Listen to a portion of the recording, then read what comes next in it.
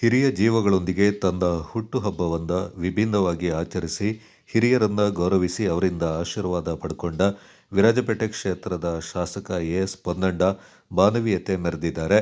July 9ರಂದು ತನ್ನ 52ನೇ ವರ್ಷದ ಹುಟ್ಟುಹಬ್ಬವನ್ನ ವಿವಿಧ ಕಾರ್ಯಕ್ರಮಗಳೊಂದಿಗೆ ವಿಭಿನ್ನವಾಗಿ ಆಚರಿಸಿಕೊಂಡರು. ಬೆಳಿಗ್ಗೆ ಭಾಗಮಂಡಲ ತಲಕಾವೇರಿಯಲ್ಲಿ ಕುಟುಂಬದೊಂದಿಗೆ ವಿಶೇಷ ಪೂಜೆ, ಬಳಿಕ ಶಾಲಾ ವಿದ್ಯಾರ್ಥಿಗಳೊಂದಿಗೆ ಹುಟ್ಟುಹಬ್ಬದ ಆಚರಣೆ, ಜನ್ಮದಿನದಂದು ಬಹುದಿನಗಳ ನಿರೀಕ್ಷಿತ ಯೋಜನೆ ಗೋಣಿಕೊಪ್ಪಲು ಬಸ್ ನಿಲ್ದಾಣ ಉದ್ಘಾಟನೆ, ಇತರ ಅಭಿವೃದ್ಧಿ ಯೋಜನೆಗಳ ಉದ್ಘಾಟನೆ ಹಾಗೂ ಭೂಮಿ ಪೂಜೆ, ಬಡವರ್ಗದವರಿಗೆ ಸ್ವೆಟರ್, ಕೊಡೆ ವಿತರಣೆ, ಸಂಜೆ ಸಂತ ಅನ್ನಮ್ಮ ಶಾಲಾ ಸಭಾಂಗಣದಲ್ಲಿ ಅಪಾರ ಕಾರ್ಯಕರ್ತರೊಂದಿಗೆ ಜನಸಾಮಾನ್ಯರೊಂದಿಗೆ ಹುಟ್ಟುಹಬ್ಬದ ಸಂಭ್ರಮವನ್ನು ಹಂಚಿಕೊಂಡರು. ಎಲ್ಲದಕ್ಕೂ ಮಿಗಿಲಾಗಿ ಶಾಸಕ ಪೊನ್ನಣ್ಣ ಹಾಗೂ ಪತ್ನಿ ಕಾಂಚನ್ ಪೊನ್ನಣ್ಣ ವಿರಾಜಪೇಟೆ ಸಮೀಪದ ಹೆಗ್ಗಳ ಗ್ರಾಮದಲ್ಲಿರುವ ವೃದ್ಧಾಶ್ರಮಕ್ಕೆ ತೆರಳಿ ಅಲ್ಲಿಯ ಹಿರಿಯ ಜೀವಗಳೊಂದಿಗೆ ಒಂದಷ್ಟು ಸಮಯ ಕಳೆದಿದ್ದು ಅವರಿಂದ ಆಶೀರ್ವಾದ ಪಡೆದು ಅವರೊಂದಿಗೆ ಕೇಕ್ ಕತ್ತರಿಸಿ ಅವರ ಮೊಗದಲ್ಲಿ ಸಂತೋಷದ ನಗು ಕಾಣಲು ಕಾರಣವಾಯಿತು.